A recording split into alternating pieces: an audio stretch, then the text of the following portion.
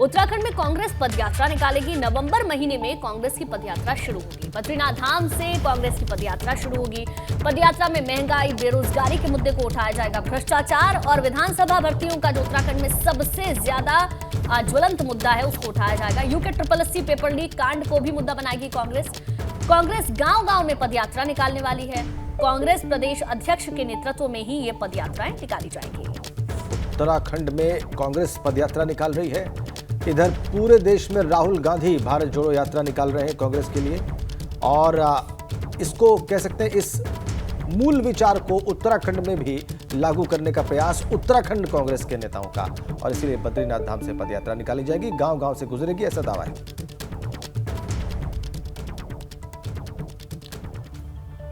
और अब बात करते हैं मुख्यमंत्री पुष्कर सिंह धामी की। आज हिमाचल प्रदेश में वो चुनावी हुंकार भरते हुए नजर आएंगे।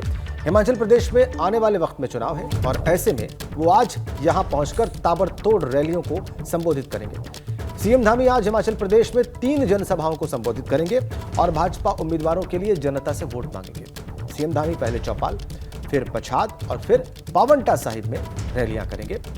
उनका कार्यक्रम कुछ इस प्रकार रहेगा। सुबह 10:35 पर वो चौपाल पहुंच जाएंगे। पहली जनसभा होगी यहां पर उनकी। भाजपा प्रत्याशी बलवीर वर्मा के पक्ष में उनकी जनसभा होगी। फिर दोपहर 12:15 बजे पच्छाद विधानसभा क्षेत्र में वो भाजपा प्रत्याशी रीना कश्यप के पक्ष में वोट मांगेंगे। और तीसरी जनसभा दोपहर 2 बजे होगी पावंटा साहिब में। वहां पर भाजपा प्रत्याशी सुखराम चौधरी के पक्ष में वो जनसभा करेंगे। 3 जनसभाएं हिमाचल प्रदेश में मुख्यमंत्री पुष्कर सिंह धामी। आज प्रधानमंत्री मोदी सुबह 11 बजे मन की बात कार्यक्रम करने वाले हैं। देश भर में अलग अलग जगहों पर उनके इस कार्यक्रम को भाजपा के मंत्री और नेता सुनेंगे।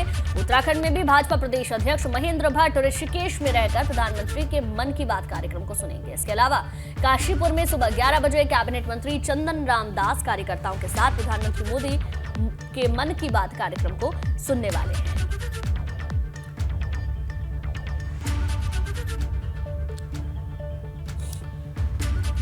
अगली खबर रुद्रप्रयाग से है। बद्री केदार समिति अध्यक्ष अजेंद्र अजय का बयान आया है। मुझे पद से हटाने के लिए किसी को सुपारी दी गई है। बड़ा बयान। मंदिर समिति के कुछ कार्मिक मेरे खिलाफ साजिश रच रहे हैं। कर्मचारियों के स्थानांतरण से खफा हैं कुछ कर्मचारी और इसीलिए मुझे हटाने की सुपारी दी गई है। मेरे खिलाफ साजिश की गई है। मंदिर समिति के कुछ कार्मिक ये साजिश कर रहे हैं। अजेंद्र अजय का ये बयान। किसी व्यवस्था में सुधार के प्रयास किए जाते हैं तो वहाँ पर कुछ अवरोध भी पैदा होते हैं, बाधाएं भी होती हैं, विरोध भी होता है। आपके समक्ष में साझा करना चाहता हूँ कि बद्रीनाथ केदारनाथ मंदिर समिति का गठन अंग्रेजों के समय में वर्ष 1939 में हुआ था। तब से उस संस्था में आज तक स्थानांतरण नहीं हुए। आप कल्पना करिए कि किसी सरकारी विभाग में स्थानांतरण की कोई नीति नहीं थी, स्थानांतरण नहीं होते थे, अपवाद स्वरूप कोई इक्का दुक्का स्थानांतरण कभी होते थे अनुरोध के आधार पर।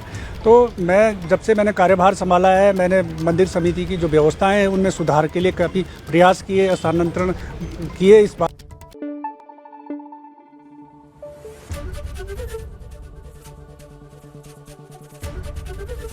एबीपी गंगा, खबर आपकी, जुबान आपकी।